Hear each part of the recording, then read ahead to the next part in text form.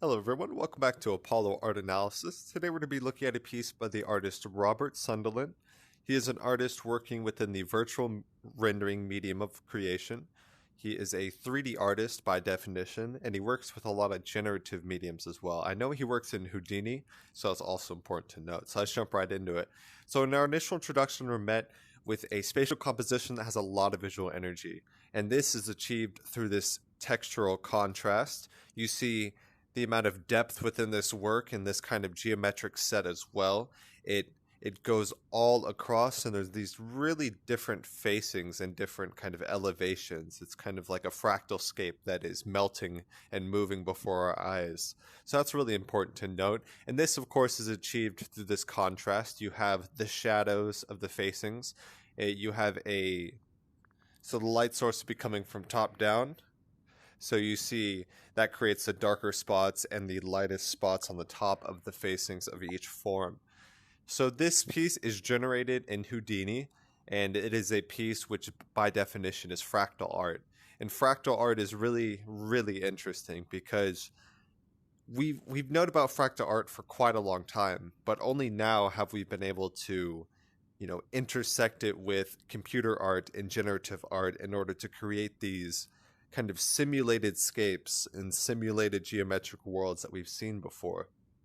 And that's really interesting because once you create that, is kind of the birth of kind of the generative surrealist movement, in my opinion. That is really interesting to note, and I always follow that really closely. This fractal art creates some of the strangest scenes, and it just defies any logic, and it just keeps going.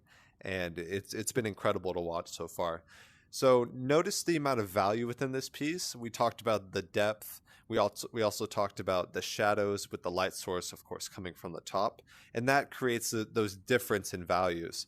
This color palette is just this kind of graphite gray with the shadows, so that creates a really dual contrasting visual experience, which captures that really nicely, and it draws the piece heavily towards that direction, and that's really what creates this chaotic, energetic visual experience. But it's also not chaotic because you'll see we have the center axis, and on either side it is pretty much symmetrical. So we would call that near symmetry. It's not perfect. So if we look about, if we were to look about right here, for example, or right here, it's not exactly symmetrical, or it's not exactly the same, but it's pretty close.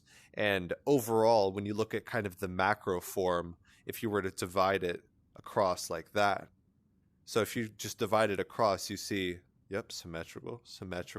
The facing and the arrangement of this is mostly symmetrical. So if we think of symmetry as a spectrum, it's pretty close to near symmetry, almost complete symmetry. But there are these variations which gives the piece kind of sense of individuality. Each one is coming from the fractal scape of generated art, and that is really giving a unique visual experience. But overall, it's pretty harmonious, and it's pretty balanced, and that is attributed to the macro near symmetrical form which we see in this piece. So that's always important to note whenever taking a look here. So he creates a lot of different pieces.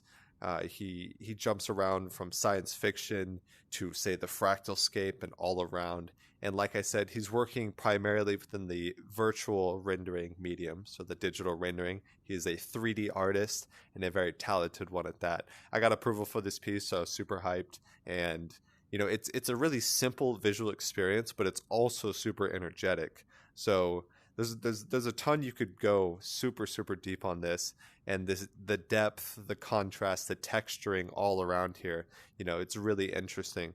Another thing that I've noticed whenever I take a really close look at here, if you look at the facings of each one of these kind of prismatic forms that just stack onto one another, there is kind of like this kind of like metallic plating that looks like a kind of like a machine. So that is a really subtle but really impactful, say like right there, and right there you see kind of this facing of these platings that look like it's creating some type of larger structure that isn't just something carved into stone, or it's not just something that's simple. It's complex and created of a machine, of some type of complex engineering. So there's a subtle sense of science fiction in here, and that's really it's really interesting because it's subtle, but it's pretty effective whenever you take a bit deeper look at the piece and you're kind of drawn into that.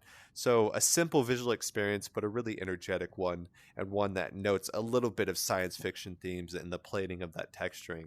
So I hope you guys enjoyed. This artist is Robert Sundelin. He's a really talented virtual rendering artist, and he does a ton of things. He's also sold a piece for as high as 12 Ethereum. So that's quite incredible. He's on the digital art markets, and he's creating a ton of art. So I hope you guys enjoyed. Go check out Sundelin's other pieces. Go check out some of his other works. We're going to be taking a look at some of his other pieces. I want to give him another showcase, so he's pretty good. So hope you guys enjoyed. My name is Apollo. This is Apollo Art Analysis. We hope you enjoyed today's episode. If you'd like to support our work directly, please check out our Apollo community tokens. Apollo Art Exchange is an ecosystem of art appreciation which elevates artists each and every day. Thanks for listening.